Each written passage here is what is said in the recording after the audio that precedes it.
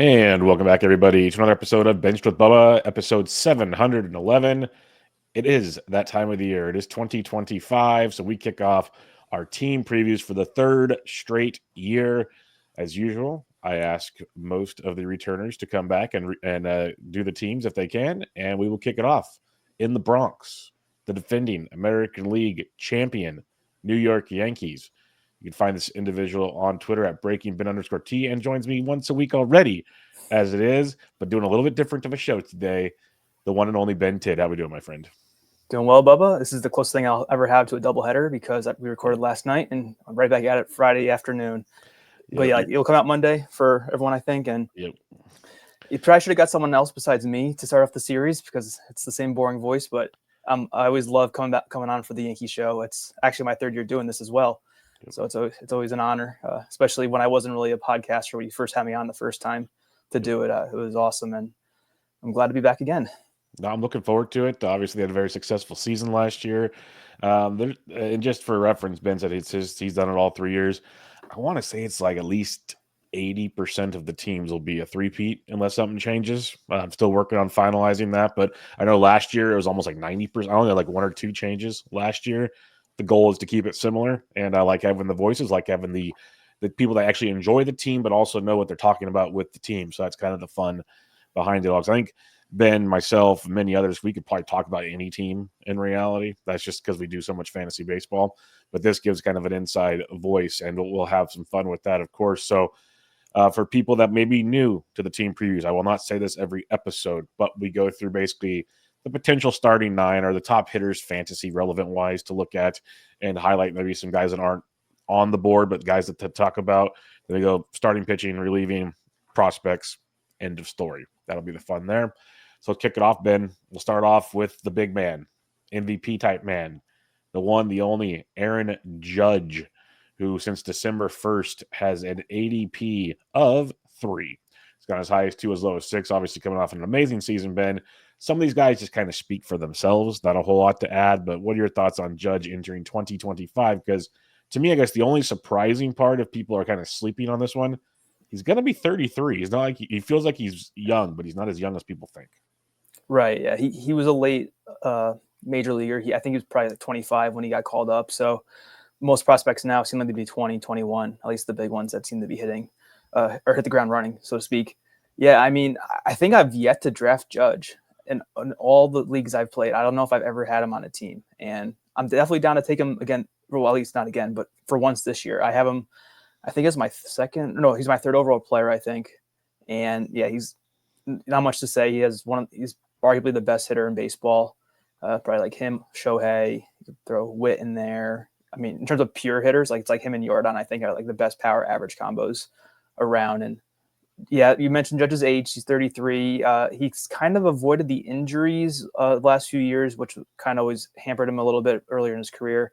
He had the fluky toe thing in LA 2 years ago, and it didn't stop him at all last year. So that was good to see. He never had surgery. So I'm pretty confident that won't flare up again unless he runs to the wall again, but fingers crossed.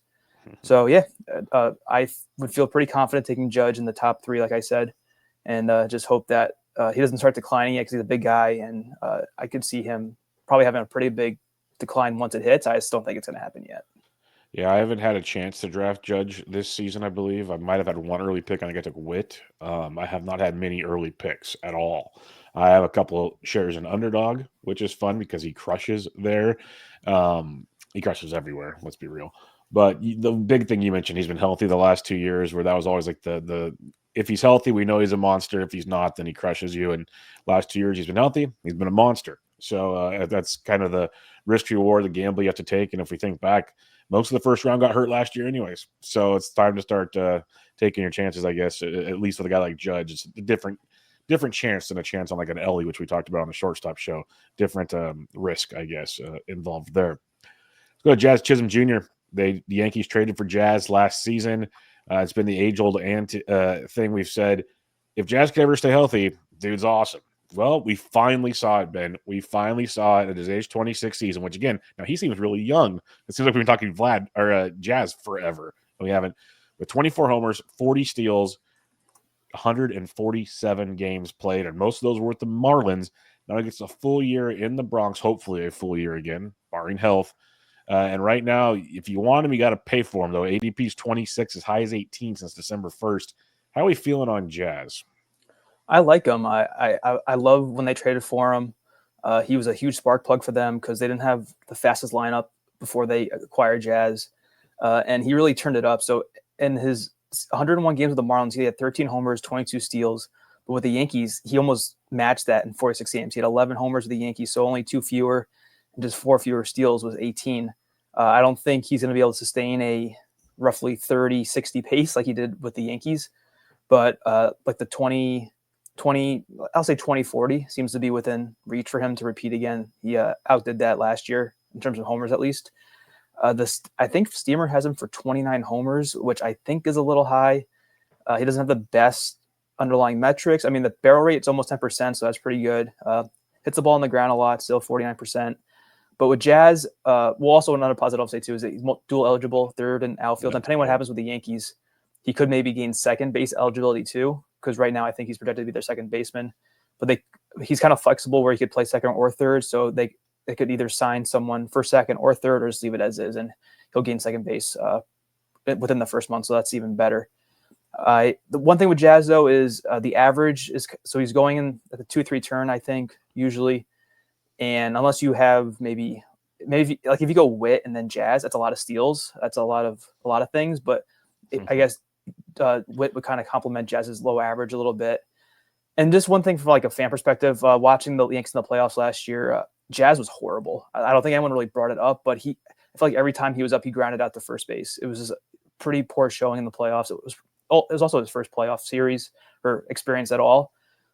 But I don't know if that's going to affect him at all. But I think, and also too, he should hit second for the Yankees as of right now. He could even hit leadoff if Volpe struggles. So the lineup spot should be great for Jazz, and he only has one healthy season, so who knows if he can repeat again, especially how hard he plays. But if he goes back to the infield, maybe he'll stay healthy.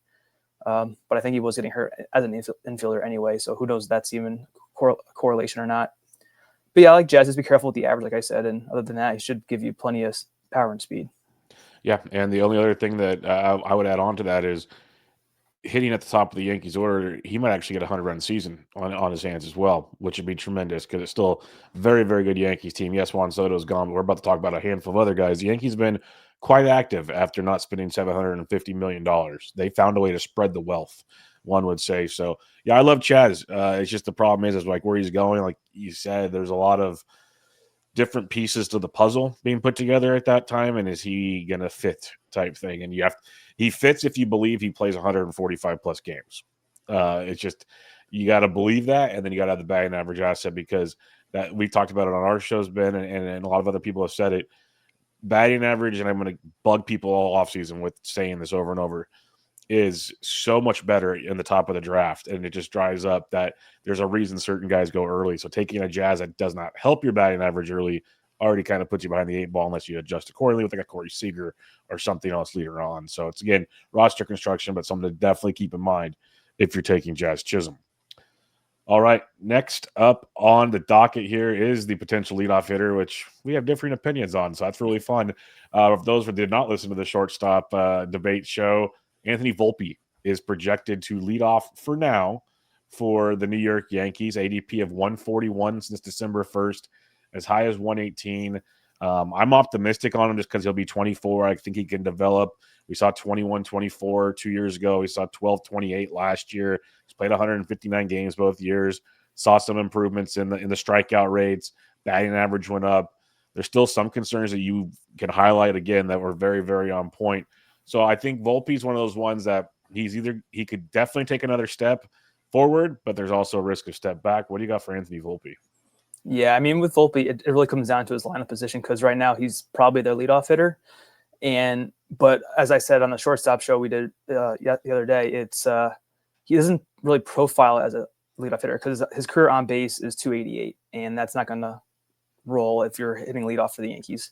It shouldn't, at least. I mean, they've had him there for a decent amount of time in his young career, Volpe, and I mean, he scored 90 runs because of it last year. He hit first enough, and he got a lot of plate appearances as a result. But if you're getting 600 plus at bats of a 243 average, it's going to really bring down your team's average.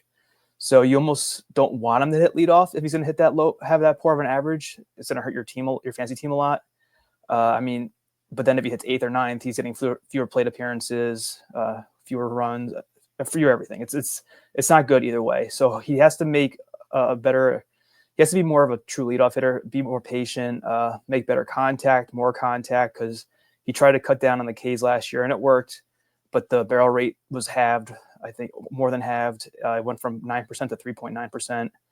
The XBA was still pretty poor at 238. So he's definitely a volume play, but he's got to make sure that you can, if you do take Volpe, make sure you can resist, I guess, the poor average that I expect to come along with it right now. Like he did improve by almost 40 points. Yeah. I mean, but he went from 209 to 243 in the average department last year. So it's definitely an improvement you like to see, but it's still pretty poor. And you did mention his age. He's only 23. He'll be 24, I think, next year. So he could take another leap forward for sure. But I'm pretty low in terms of ADP with Volpe, and I probably won't have him this year. I mean, maybe if he does fall to where I have him, I could, but he's definitely not a target for me right now. Yep, that's fair enough. It's definitely, you can either take the gamble on him improving again, or there are definite concerns with Anthony Volpe at that ADP. Another shortstop we did talk about on the show. So go back and listen to episode 710. You'll get some guys that go right around him that we've both definitely started looking more favorably towards than Anthony Volpe. All right, a player this offseason that the Yankees traded for, a big splash, Cody Bellinger heads to the Bronx. Bellinger's a guy that's kind of disappointed in the underlying metrics in recent years. Some may say overachieved in the underlying metrics. Now he gets the short porch where you can underachieve and still be very successful. So it's got people very excited for Cody Bellinger. And that has seen his ADP go up to 120 in December, as high as 93, Ben. I still have not clicked the Cody Bellinger button in NFBC formats. It's appealing, but then when I see his ADP go up, it becomes less appealing again to me. So how are you feeling on Cody Bellinger? Because I can sit back as an innocent bystander and go, yes, I agree the short porch is great, but I also agree I've seen Cody Bellinger enough to realize I don't think he's that good still. So where are you at on Cody Bellinger? Well, you mentioned his ADP rising. So I'm currently in a DC as we speak, and it hasn't finished yet, so it's not showing in the ADP data. But Cody went in the 5th round. I was very shocked. I mean, I would have taken Cody at the right price, but yeah, someone was very interested. He went in round 7 in mine. All right, yeah. So someone's a big Yankee fan in my draft, I think. Yeah. I mean, I think I may have switched him, Cody, I may have flip flopped him with someone in my first base rankings after the signing. Yeah, like he's not the Cody Bellinger of old. I think everyone knows that now, but he is dual eligible, so that helps a lot. First base, outfield. But I mean, even so, the underlying metrics, the 6.3% barrel rate's pretty poor. A hard hit of 32.4%. XBA only 245. His X slug just hit 400. Average exit velocity below 88 miles per hour. So there's a lot of bad things, but he'd still proved that he was fine. He missed some time last year, Cody, because of injury. I think he had a broken bone, so it was kind of fluky. He's never going to be the Dodgers Bellinger, but he could be a 20, 24 homer, 10, 15 steal guy, batting 5th for the Yankees. He's going to score a lot of runs. He'll drive in plenty with Judge and maybe Stanton ahead of him, or actually Goldschmidt's ahead of him now probably. So it's definitely so that's why I like Cody. It's more just of the situation and that he's shown that he can be productive, even though the skills have really fallen off a cliff for him. So I like him. But I'm not going to reach for him in the 5th round. I like him around pick 100, and I have him ranked in that range too. So I'm definitely all about Cody, and with the way and the flexibility, like I said, it's really nice because there's not many. I feel like there's fewer multi-positional eligible players this year, at least in the NFBC. So if you can catch one or draft one at 8 point, it's definitely helpful. I should be more optimistic on Bellinger. I get that I'm not, and maybe things will continue to change as draft season changes, as we've talked about before a lot. The ADP changes, player evaluations change, so many things throughout the offseason. So maybe things will change. But as of now, I've really never been a Cody guy, and I'm not really changing my stances just yet. But I'm always able to be persuaded. Let's put it that way. So we'll wait and see how that goes. As our good buddy Ryan Bloomfield says, Oldie. Paul Goldschmidt, Mr. Oldie, was signed by the New York Yankees on a 1-year deal. I like the deal. I wish the Giants would have done it, honestly, for the price you guys paid for that. 22 homers, 11 steals last year. That's 11 or more steals in 3 of the last 4 years. He's hit at least 20 home runs every year since 2014, all but 1 year prior to that. Average was down a bit for Goldschmidt. They talked about his fastball abilities not catching up to the fastball, but he played well in the second half, at least much better, let's say, in the second half compared to the first half. I like the move. An ADP 194 in December, as high as 169. If you wait on first base or you want CI, I don't mind it at all. What's your thoughts on Paul Goldschmidt? Yeah, I actually took him in this draft I just mentioned. I'm a fan of Goldschmidt, especially at this price. I didn't think I would be in on him when I began my prep, but as I looked at the underlying metrics, I was kind of impressed despite the poor season that he had. He only hit 245. His XBA, though, was 255, which is kind of more palatable. And if he gets a little lucky, maybe it's like a 265 range. He still stole 11 bags last year. Goldschmidt had 22 homers, so that's definitely a little low for him. But the barrel rate was still 73rd percentile, 10.7%. His average exit velocity was 91st or 82nd percentile, 91.2 miles per hour. His hard hit was 92nd percentile. So there's still a lot to like in the underlying profile for Goldschmidt. And he's going to hit fourth, so he has Judge right ahead of him, Jazz, maybe Volpe, and the aforementioned Bellinger hitting behind him. So I think, looking at the fastball data, though, on StatCast, versus four seamers, he had a 262 XBA, actually, so that's not terrible. He did strike out 27% of the time, though, against four seamers last year, up from 24.7 in 2023, and the XBA was 271 in 2023, so they kind of went in the wrong directions, I guess. And so to your point, it's definitely shown in the data, but he's still good enough of a hitter. And like I said, he had 11 steals, 11 the year before that. So he's not the fastest anymore, but he's smart enough to steal. And that's kind of why I took him, because I was trying to get steals wherever I could. And as a first baseman projected for maybe high single digits, that's more than nothing. It's definitely helpful in the grand scheme of things when you're building your team. So, and also he's kind of like the end of a cliff with first base. Good point. Yeah, he's kind of, like you mentioned, he's at the back end of the 100s, and there's definitely people that we like because we did the first base show a couple weeks ago, and there's definitely post 200 first basemen that we like, but they're more CIs, and that's why I took Goldschmidt as my first baseman, because I didn't want to mess around with those CI options as my starting first baseman. So yeah, just scrolling the ADP, like Yandy Diaz goes a few picks later and then drops all the way to 234 to CES, and then it drops. I'm doing just first baseman. Mountcastle at 244. Like there's a big cliff, like you mentioned, and those guys. At least we know Goldie, barring an injury, pretty much plays every day for the Yankees. I don't see that changing. Where some of these other guys might be like in a platoon or other situations as well. So I'm a fan. I know I have a few shares already. I was enjoying the discount. I still don't mind 169, 170. I'll still take that. I'm curious to where it lands in another month as we keep doing drafts and more news comes out. Next, Yankees taxes start getting thrown around everywhere in drafts, which does happen. That definitely happens. So we'll see how that plays out. All right. I know nothing about catchers, so I'm gonna let you have the floor on this one. A guy that I picked up in a lot of places last year. I had in DC's last year as like my third or fourth catcher. Was really good for a while until he wasn't, but should be the starting catcher for the Yankees. And I think it pretty good run with Jose Trevino getting traded out of town. That is one Austin Wells, who has an ADP bin of where to go 197 in December, as high as 173. It's going right around Goldie. What are your thoughts on Wells? Because like I think I'm kind of biased on Wells, and I need someone to either back it up or temper me that knows the situation like you do. No, I agree. I was a big fan of Wells, especially going to last year as an upside catcher too. And I don't think I really had him anywhere. I did add him in season, I think, on a team or two when he was playing more often, because they were hesitant to give Wells the job. The Yankees, they always liked Trevino, but now, like you mentioned, he's gone. He was traded to Cincinnati. And because of that, it seems like Wells has a shot to be a full-time catcher, because he was probably the earliest catcher I had ranked that was in a platoon, at least per roster resource, their projections. But I think it's kind of with a good intent, because if you look at his career, Wells has a 767 OPS versus right-handed pitchers, but versus lefties, it's only 530. But that's only 66 at bats. I mean, excuse me, that was last year, it was 2024. So still over a 200-point difference in OPS. But when you're looking at less than 80 plate appearances versus lefties, you can't really say a lot. I mean, he didn't even play that much in 2023 either when he first got called up. He only had 70 at bats total that year, and it's only 6 versus lefties. So he's really young when it comes to his MLB experience. And he has some pretty good Statcast data. His xSlug was 429, which was 67th percentile.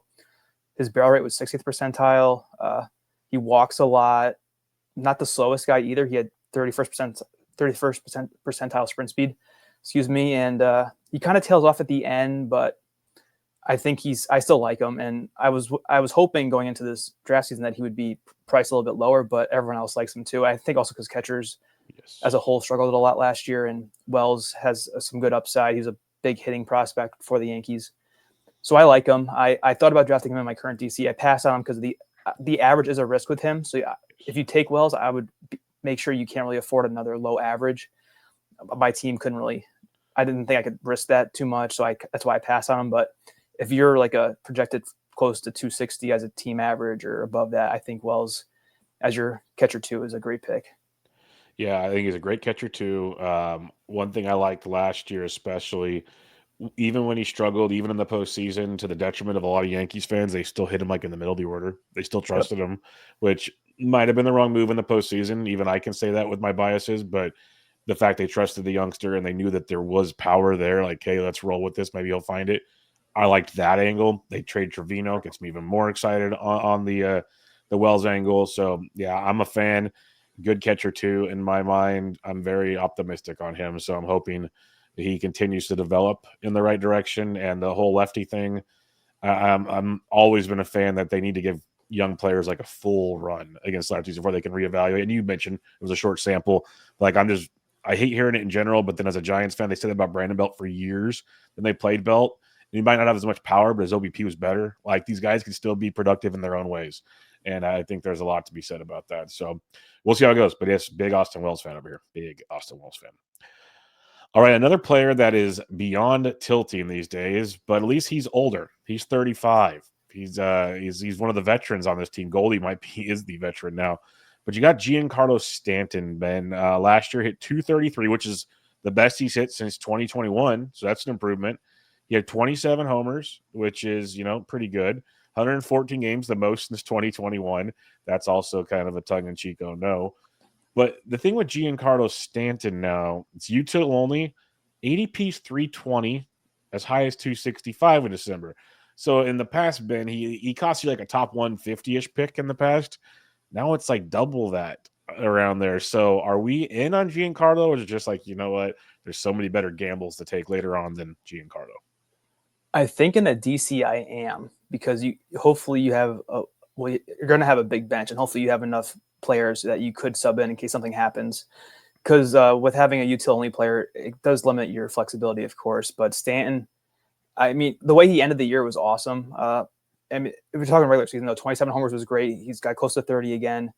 He improved the average by 40 points, went from 191 to 233. So it's still bad, but not as bad, especially at this point in the draft. And so I had a tweet out. I posted on Twitter, and I did post on Blue Sky as well. I forget if I actually showed the data, but if you look at just exit velocity, barrel percentage, hard hit, XBA, XSlug, and XWOBA, and hid the names, you wouldn't be able to tell, maybe with Ohtani because of the XBA, but between Ohtani, Ozuna, Rooker, Schwarber, and Stanton, all util-only players, you probably couldn't tell who was who. That's how good Stanton's year was with the power metrics. And even if you included contact percentage, because Stanton's wasn't very good at 68.5, but those guys were all around 70 as well overall. The K rates were almost comparable to Rooker and Schwarber. Theirs were a little bit lower, but still pretty poor, all around 30. So Stanton, power-wise, as good as those other util-only bats. But the thing is, of course, the average is going to be a killer, and he gets hurt a lot. He still got hurt a little bit last year, I believe. Stanton only had 417 at-bats. So that's also something that concerns me, and that's why I'm not so gun-ho about drafting him. But if you need power at this point in the draft and your util spot is open, definitely go for it. He's 35 now, so as you mentioned, he's not getting any more younger or flexible like when they did the yoga thing, him and Judge. It seems to have paid off. But if you're desperate for power and you can afford the average hit and you have some good flexibility, there's a lot of ifs, but that's what it comes with Stanton now. I think he's a great pick in that range, and I'll be open to taking him myself, but not this draft. Yeah, no, I'm more it's more appealing to me in years past. I also look back like in a DC, you don't want more than one util only guy usually. Like you Yep. can, but you usually don't. So like after him, you got your Jocks, you got your Manzardos. There's a handful of guys that we like as well. So I'm not like making a point to get Stan, but I get it. If you need power and if somehow he runs in like 130 games, like good God, like I'm not playing. I just want 100. Give me 100 plus, and I'll take that at an ADP of around 300. But we'll wait and see. All right, most people do a podcast and they talk about a team and they rank like the most popular to the least popular and so on and so forth. But no, not on Benched with Bubba. We stop here, and before we talk about debates at third base and whatnot, the last main player I have down here is the Martian himself, the man that so many have been waiting for. One of the I think it was 13 or 14 players we talked about, Ben, when Steamer came out, that is projected for 2020. Like that says a lot there. Actually, it's down now. They lowered it to 18-18 in one of the latest updates. Still pretty good for a guy that's played no more than 14 games or 18 games at the big league level in one season. Jason Dominguez is who we're talking about. If you're clueless to this just yet, 22 years old, ADP of 152 as high as 123. Tons of hype behind this man, Ben. Should we be buying into it in 2025 for fantasy? I love Dominguez. I'm glad they actually have a really good prospect for once. The thing, though, is that when I started looking at 2025 data for prep for drafts and whatnot, Dominguez was projected to be like the fifth hitter for the Yankees, and now he's already down. He's down to eighth because of Cody Goldschmidt. Well, primarily those two guys signing or getting traded for, and which is fine. But I guess so. We had the Volpe debate. I could see Dominguez being the leadoff hitter at some point because if you look at his walk rate in his brief stint last year in 18 games, 16.4% walk rate. And then like for the minors, like it's most of his stops in the minors, Dominguez have had double-digit walk rates. So he is probably the future leadoff hitter unless Volpe can make a change. But for now, I don't know that's going to happen. He's had his ups and downs. Dominguez has. He was like when he came up in 2023, he had 4 homers and a steal in 8 games. So everyone was going crazy for that. And struggle a little bit more with a 179 average this past season, 2024. But I think for me now, after the additions and where he's projected to hit in the lineup, I'm probably out on the ADP, unfortunately. Maybe I'll take a stab at one point just to switch it up because it would be cool to have him on a team. And I think the talent is there. I think he's going to be like his sprint speed is fine. 64th percentile. Who knows he had so few opportunities as well, but he stole 5 times in his brief time in the majors last year. So he has the willingness to run. And Statcast also has the rolling ex-Woba graph, and his was getting pretty hot at the end of the year. So he was starting to see the ball better, it looks like. And the refusal to play him over Verdugo was so frustrating as a Yankee fan because the Yankees are so stubborn. Yep. So they went out and traded for Verdugo. They're like, okay, this is our guy. He's going to play. He's a veteran. But he was, Dominguez, just let him play. Verdugo did nothing. I know his defense was okay, but so that was annoying. So I think they're committed to him finally now. He's going to be the left fielder.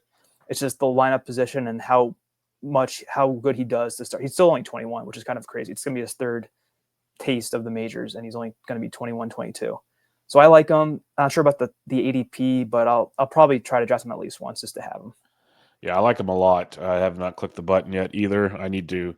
I always do towards the end of like February, depending on DCs and March for other drafts. I always do like one draft where it's like my FOMO draft, and I go get at least a handful of guys that I want, change my strategy up a bit. And Dominguez is definitely on that list. I think there's a lot there. It's one of those. Is it next year or is it like 2 years from now that we see it? That's the $1 million question with young players for me. But I like it. I like it a lot.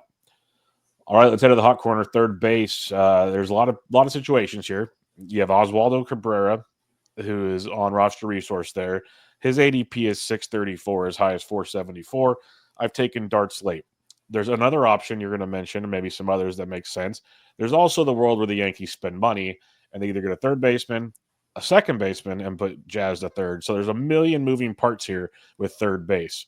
How do you see this playing out, or at least if we're drafting here in the next week or two with what we know, how are you approaching the situation?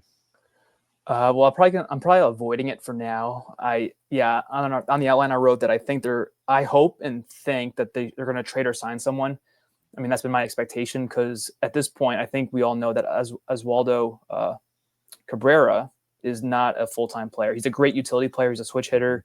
He can play everywhere, so he's a perfect bench piece. He's just not a full-time player in my mind. He's been around for a few years now and hasn't really shown anything. He cost people some fab last year, though, because he had a huge hot start to the season, and then he kind of went back to the shell of what he's always been. So my preferred choice, if they don't make a move, is Oswald Peraza. I thought he was going to get the shortstop job going into 2023. They called up Peraza for the 2022 playoffs. In September, he had 306 in that short time in September. Had a homer, 2 steals in 18 games. I think he had 300 in the playoffs that year too, which was very eye-opening. So that's why I thought he was going to be given a shot over Volpe, but they like Volpe a lot more. And unfortunately, Oswald Peraza has struggled in the last 2 seasons. I mean, he's barely played 56 total games, only 4 in 2024, and he's hit around less than 200 combined in those 56 games. But he hasn't had consistent playing time. I mean, if you look at the BABIP, it's been pretty low, but the K rate's high. But I mean, if you're not playing consistently at the majors at that young of an age, you're going to struggle. So he's got power and speed, Peraza. Cabrera does too, but I don't think he's not as the ceiling isn't as high as Peraza, I don't think, with Cabrera. So I would like to see Peraza. But yeah, I guess if Cabrera is there in a DC, okay, maybe draft him because he will play, and someone gets hurt, he'll probably play full time for at least a period.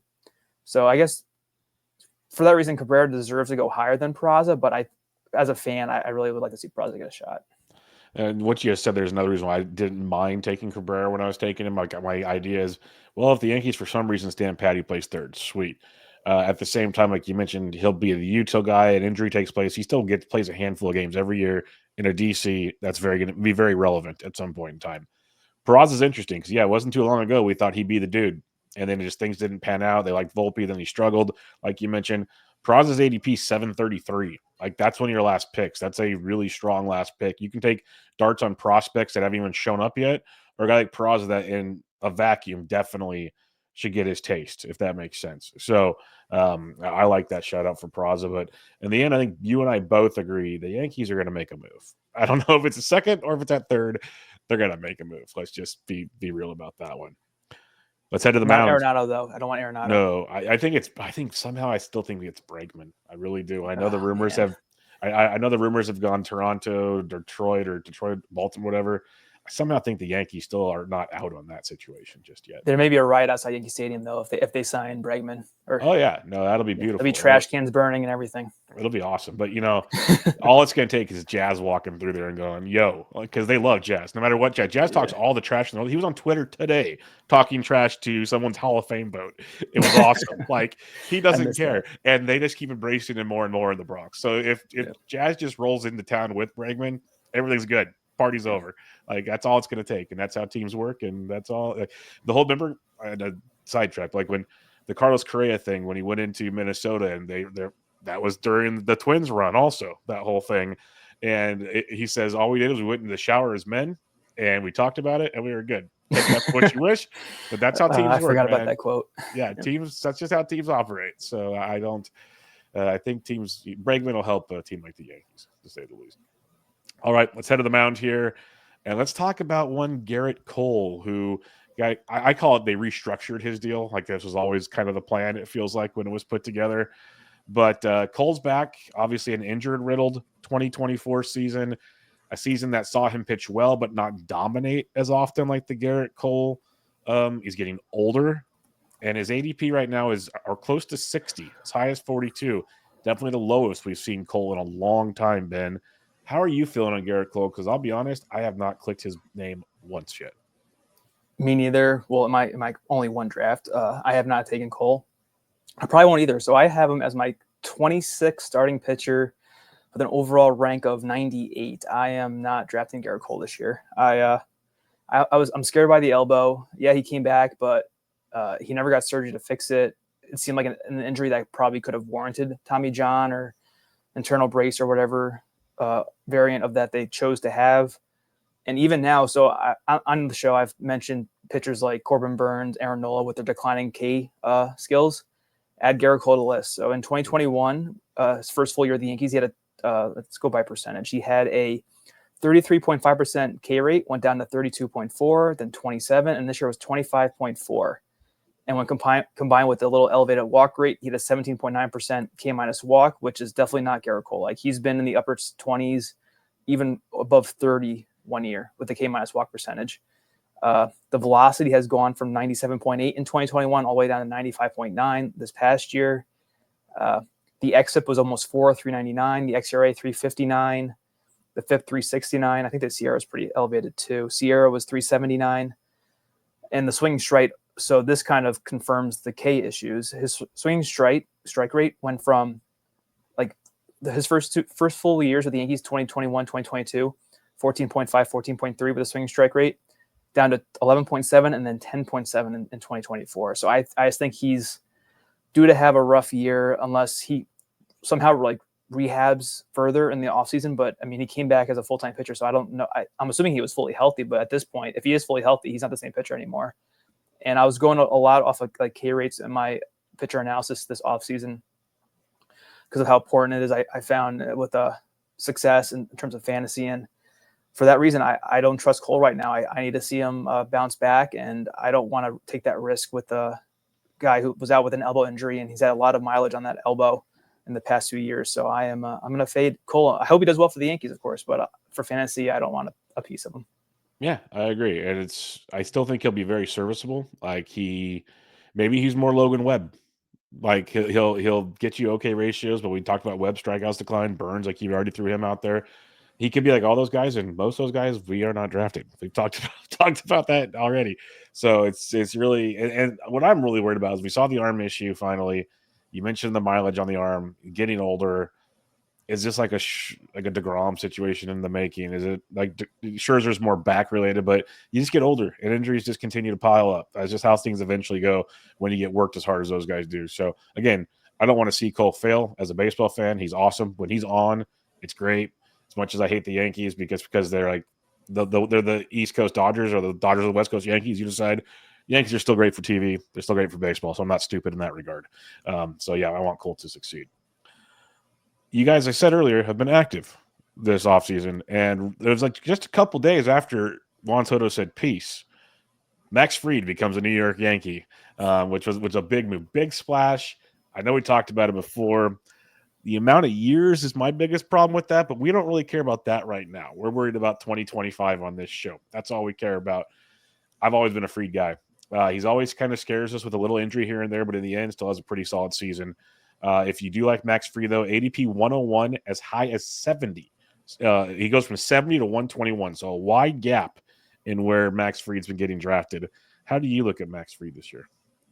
Yeah, well, relative to where I've been on Fried in the past, definitely lower now. I'm actually pretty in line with his ADP. Ironically enough, I have Cole and Fried back to back, so I have Fried as my 27th starting pitcher right now. I've had Fried on multiple teams, I think, since 2022. Each year, he's very underrated. I think when we talked about the signing on a bench with Bubba, I mentioned that the stat I heard is that Fried has the best ERA combined over the last 5 seasons in the majors. And when you look at his year-by-year breakdown, it's only 2 years above 3. One was 304, and this past year was 325 for his ERA. So I believe that stat. And one thing I never really realized was with Fried, which really helps a lot with how he pitches, because he's not a high strikeout pitcher, is the ground ball rate. I know Ryan's brought that up a few times. Also, ironically, when they didn't have an infield, the Yankees, so where all these ground balls didn't go. But now they've kind of fixed that. And so I'm more concerned now because of the forearm issues. It's been a couple of years of it. Fried had that awful start in 2024. I think in his first 2 starts, he had a combined not even 3 innings or something like that. It was pretty ugly. I was pretty annoyed because I had him on a few teams again. But in terms of velocity, he's right where he's been. 94.2 last year on the fastball. It was 94.2 the year before. The 2 years before that, it was 94. So he's right. It's very consistent, which is kind of impressive. But the walks did increase last year. They went from a 5.8% walk rate in 2023 to 8% last year. So that's a little concerning. The K-minus walk was only 15.3%. That's even worse than Cole's. So that's a little concerning as well. Fried kind of has got the job done somehow. He did have his great starts, but I mean, the swinging strike rate decline, it's even lower than Cole's. It was 10.2%. It was closer to 12 the other 2 seasons before that. So this is why I'm a little bit more down on Fried, but I didn't go down enough where I'm not going to draft him. So I would just say be cautious with Fried because of the form, like I said, and the skill decline. But I mean, in terms of wins, he's pretty safe because he was always a great win source on the Braves, and with the Yankees, he should be as well. And the short porch to left, and it's actually, well, it is short to left as well. People don't really say that, but to right shouldn't really affect him because of the ground ball rate. Like I said, just be cautious, and he's definitely more of a SP3 now than when he was like an SP1, SP2 before. Yeah, as I was going to say, he's an SP2, SP3. Do not make him your ace. If you wait on pitchers, like if he's sitting there and someone else, go elsewhere. I think I had in the draft I'm in now, he was there with like Peralta and a couple other guys. I took Peralta. I'm like, I'm going that direction. And so you just gotta. He makes for a good 2-3. Not your ace though, just because of the volatility. In my opinion, it sounds like Ben's kind of on board with that as well. All right, another lefty who has had arm issues in the past, but has shown himself to be pretty formidable as well, is Carlos Rodon, coming off 175 innings last year after a down first year in the Bronx. Bounced back nicely. ERA below 4, which was a plus. We saw the strikeout rate up to 26.5%. He was, honestly, after kind of a slow start, it felt like Carlos Rodon started to figure things out again. ADP's 120 right now, Ben, going from 107 to 143. How do you assess Carlos Rodon? Because to me, out of the first 3 we've talked about, might be the best bang for the buck out of for the Yanks. Yeah, I had Rodon on the main event last year, and I was very upset with how it went. I'm kind of in line. I'm 134th overall in my overall rankings, and his ADP was like around that. I think is what you said. I want to look at his month by month splits because I think it may have been CBS talking about Rodon and how he got better as the year went on. I mean, really. So it was really the summer. In June, he had a 7.76 ERA, July a 4.05 ERA, August a 4.15 ERA, and June and August the WHIPs were 1.38 and 1.58. So that was pretty rough.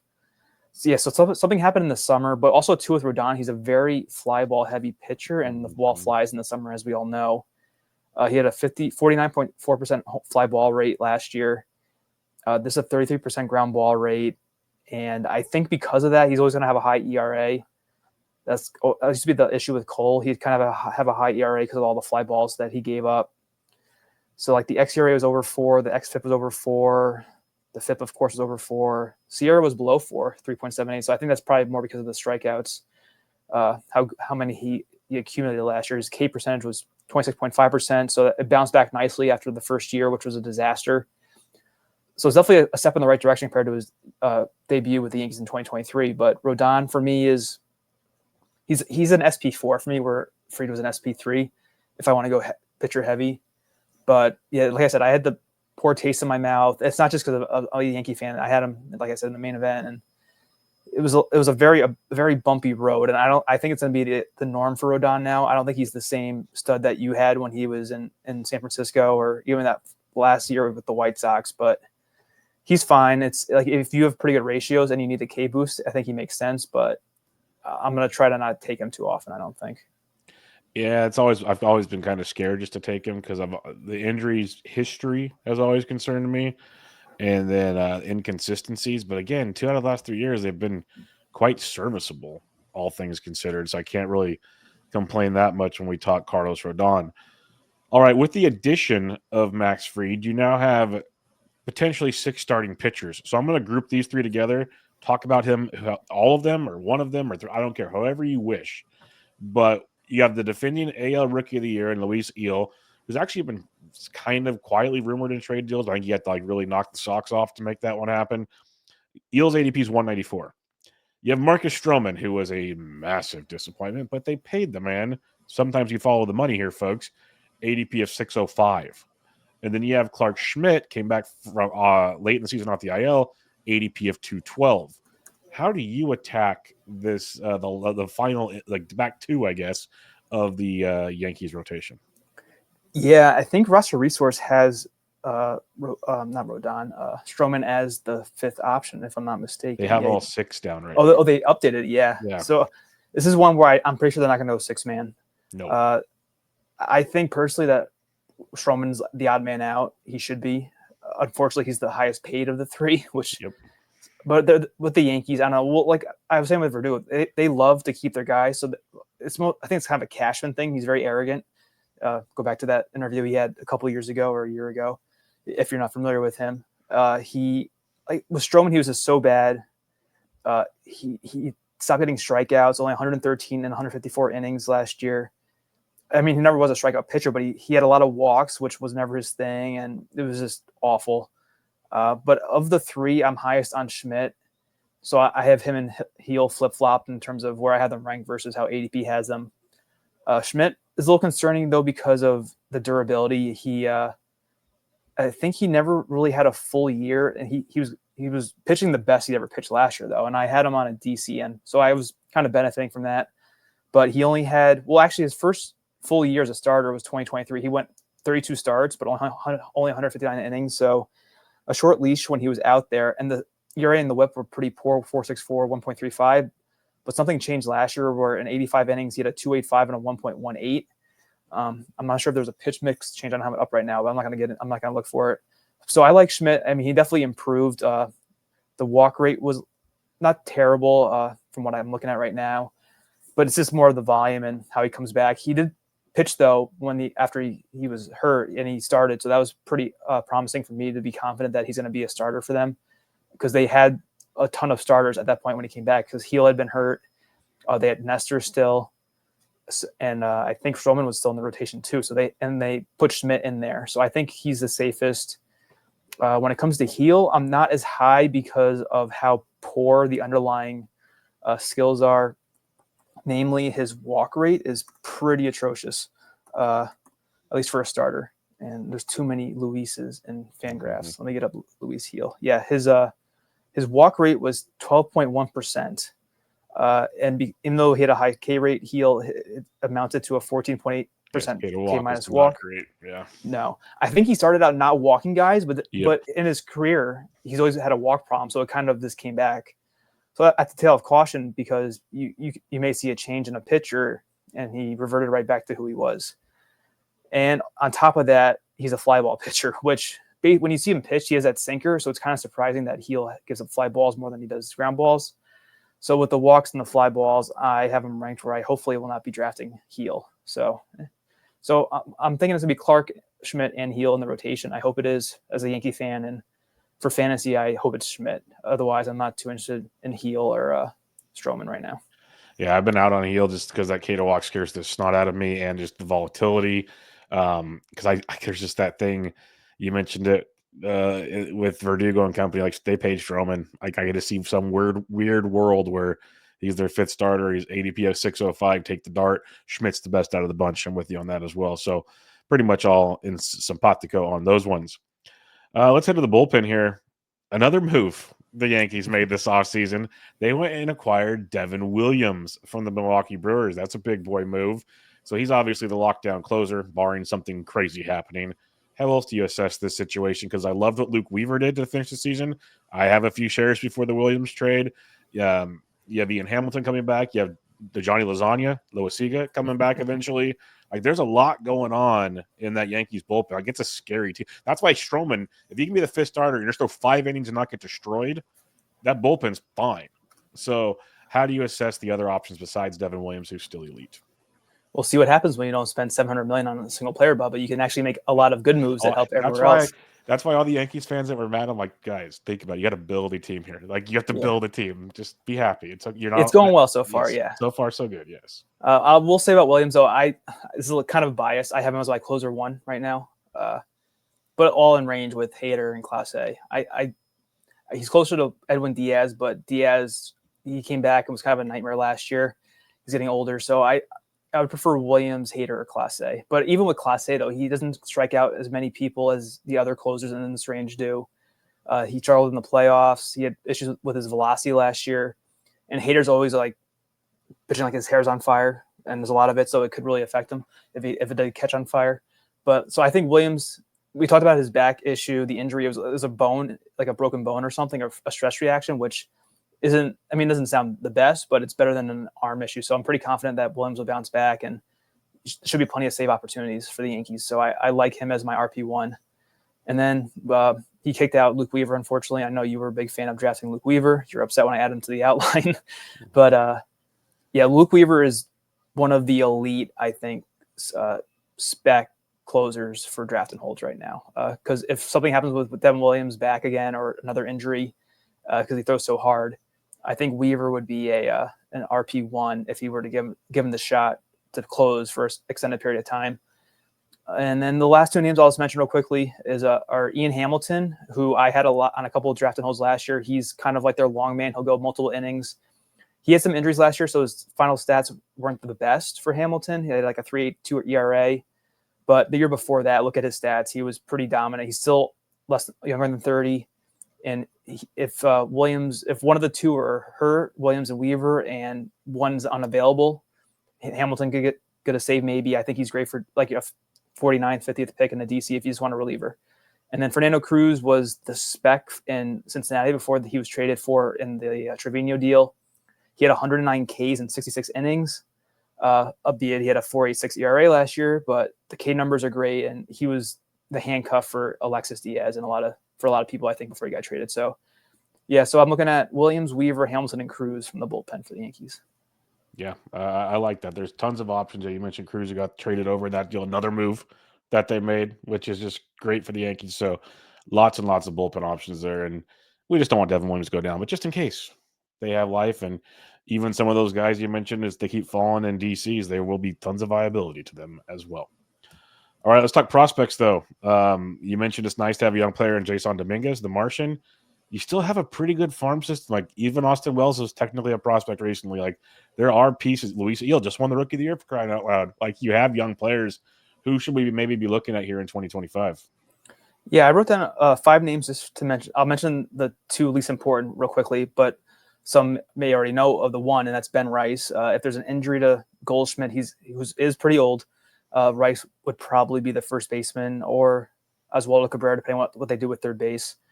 And Rice did get called up last year. He kind of struggled, but he had pretty good barrel rate. So he's kind of interesting.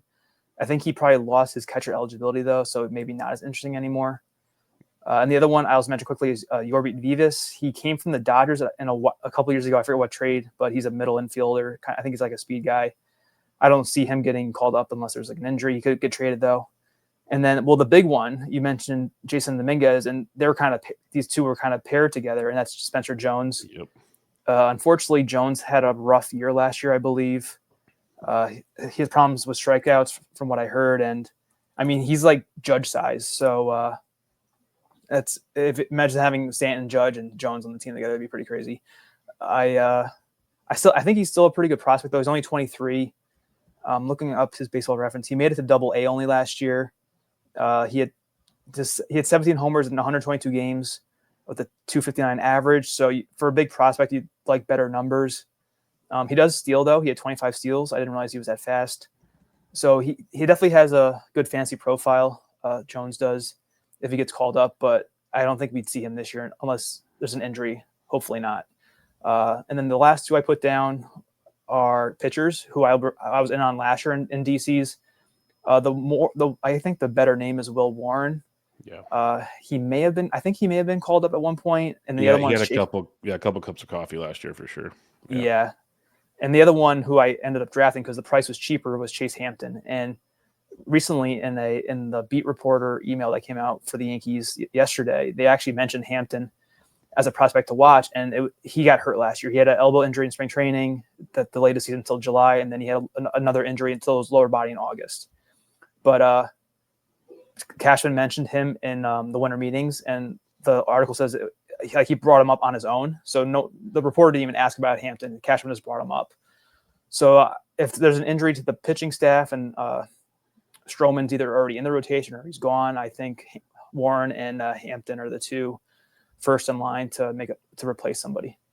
Yeah, I'm a fan of Warren right now. He's a guy that, if you like taking chances, ADP 661, as high as 569. So it's definitely a nice later dart. Like, the big reason I like that is because, like you said, he actually had a cup of coffee.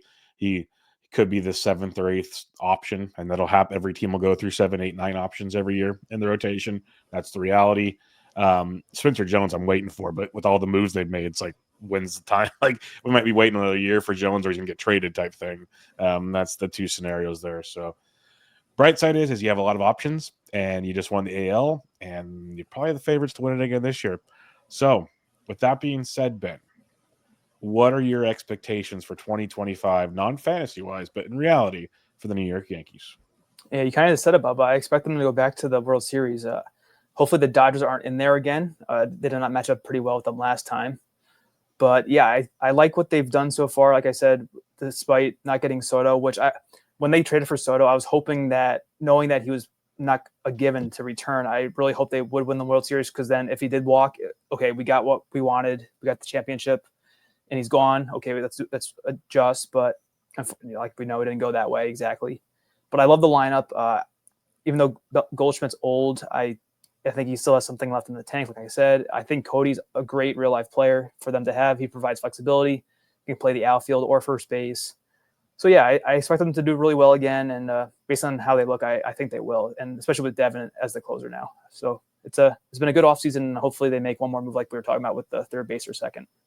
Yep, it's looking good in the Bronx, my friend. And I think when we talk throughout the season, you'll be very happy with what's going on. That's for sure.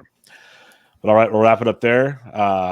Make sure you all follow Ben on the Twitter at BreakingBen_T. He'll still be joining me weekly on everything else. But coming up tomorrow, you'll be listening to this on Monday, hopefully, or after you listen to this, whatever day of the week you listen to it on. The Tampa Bay Rays are coming to town with the one and only Jason Collette. So get ready for that as well. But again, follow Ben on Twitter at BreakingBen_T. Follow me on Twitter at BDentric. And for now, this was Bench with Bubba, episode 711, your 2025 New York Yankees team preview. Catch you all next time.